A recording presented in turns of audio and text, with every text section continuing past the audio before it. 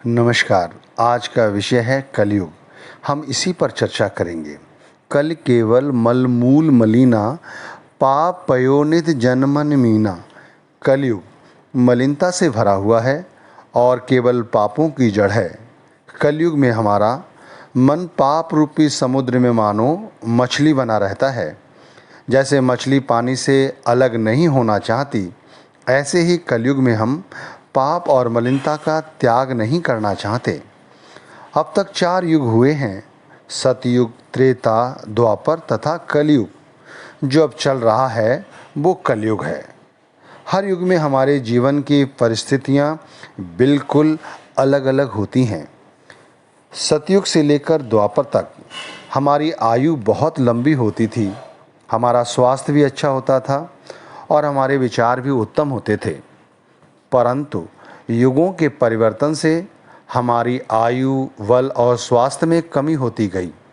इसके साथ मन का संतुलन भी बिगड़ता गया और मन पर माया का प्रभाव बढ़ता गया। कलयुग में हमारे अंदर कपट, चोरी, बेईमानी, पाखंड, काम, लोभ, तृष्णा, क्रोध, दुराचार और अनगिनत पाप विद्यमान हो गए। हम जब तब व्रत, यज्ञ, दान, भक्ति ये सब पहले तो छोड़ ही देते हैं और यदि करते भी हैं तो घबरा के करते हैं कि कहीं कोई हमारा अपशगुन ना हो जाए, हमारा कोई नुकसान ना हो जाए। कलयुग में वर्षा कम होती है और धरती की उपज भी कम होती है और कहीं बहुत ज़्यादा वर्षा होती है जिससे धरती की उपज बिल्कुल ख़राब हो जाती है, यानी संतुलन की अपर्याप्तता बनी ही रहती है।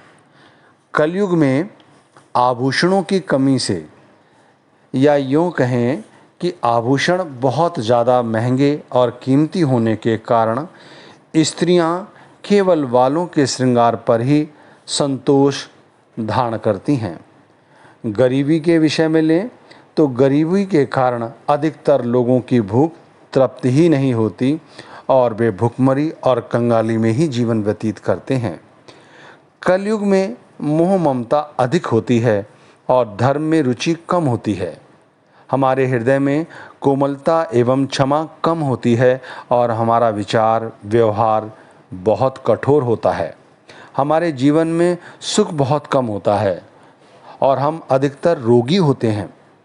परंतु इस दयनीय अवस्था में भी हमारे अंदर अकारण ही सदा विरोध की भावना बनी ही रहती है। कलयुग में हमारी आयु बहुत छोटी होती है, परंतु हमारे अंदर इतना अधिक अभिमान होता है कि मानो हमारा जीवन अनेक युगों तक चलता रहेगा और हमारी कभी मृत्यु ही नहीं होगी। और जिन लोगों की हम मृत्यु देखते हैं, हम सोचते हैं ये उनके लिए है, हमारे लिए नहीं।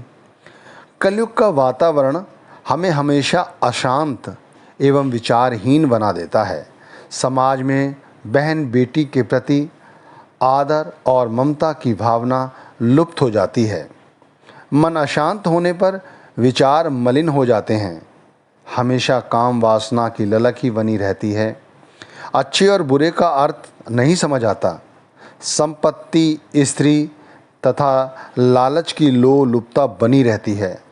समाज के प्रति प्रीति बिल्कुल खत्म हो जाती है और ईर्ष्या, लालच और कटुवचन ही हमारे जीभ पर धरे रहते हैं। हम लोग शरीर के लालन पालन और पोषण में ही लगे रहते हैं। हमारा धार्मिक आचरण की ओर ध्यान ही नहीं जाता। कलयुग में इतना कुछ होते हुए भी हमें विचार करना होगा कि क्या हम उस परमात्मा को प्राप्त कर सकते हैं। परमात्मा को प्राप्त करना तो दूर, हमें उस कुल मालिक की याद तक नहीं आती जिसने हमें बनाया है। और यदा कदा उस परमात्मा की याद आती है तो सिर्फ विपत्ति आने पर कि ऐ मालिक हमारी रक्षा करो, रक्षा करो, रक्षा करो। जबकि कहा यह गया है कि कलयुग ही वो युग है जिसमें उस कुल मालिक को बड़ी ही सुगमता और सरलता से प्राप्त किया जा सकता है। कलयुग में तपस्या, यज्ञ, पूजा के स्थान पर केवल प्रभु के नाम के सुमिरन मात्र से हम अपने ध्यान को एकाग्र करने में सफल हो जाते हैं। कलयुग में प्रभु की विशेष कृपा का वर्णन करते हुए तुलसीदास जी कहते हैं, कलयुग सम जुग आन नहीं, जो नर कर विश्वास, गाय राम गुण गण विमल, भवतर विनहि प्रयास।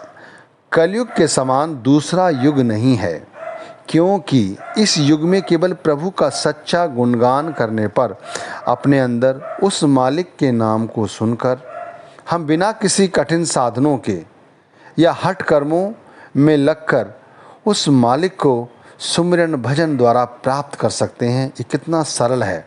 देख लो आप, यदि कोई व्यक्ति किसी से कहे कि तुम परमात्मा को प्राप्त कर सकते हो यदि तुम अपने सर को नीचे करो और दोनों पैर ऊपर करो, ये कई घंटों का अभ्यास करो, या एक पैर पे ही कई वर्षों तक खड़े रहो, निराहार रहो, कुछ ना खाओ, कुछ ना पियो, दिन रात नहाते रहो यहाँ वहाँ, तो तुम्हें परमात्मा प्राप्त हो जाएगा। हम इतना सब कुछ करना सरल समझते हैं, लेकिन यदि ये जैसे कहा है गोस्वामी तुलसीदास जी ने कि केवल अपने अंदर उस मालिक को देखना है, सिमरन भजन करके केवल उस परमात्मा के नाम को जप कर हम उसे इस कलयुग में प्राप्त कर सकते हैं। ये कितना सरल है और कितना सुगम है, आप खुद ही विचार कर सकते हैं।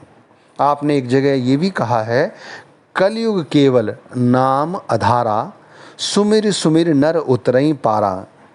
केवल नाम रूपी, केवल परमात्मा के नाम के सुमिरन से इस संसार रूपी महासागर को पार किया जा सकता है। और गुरु नानक देव जी ने भी यही कहा है कि अब कलु आयो रे, कलु यानी कलयुग, अब कलु आयो रे, एक नाम वो। हम हमेशा फसल बोते हैं, पता नहीं किस किस चीज़ की, दिमाग में, खेतों में। अरे वो कहते हैं अपने दिमाग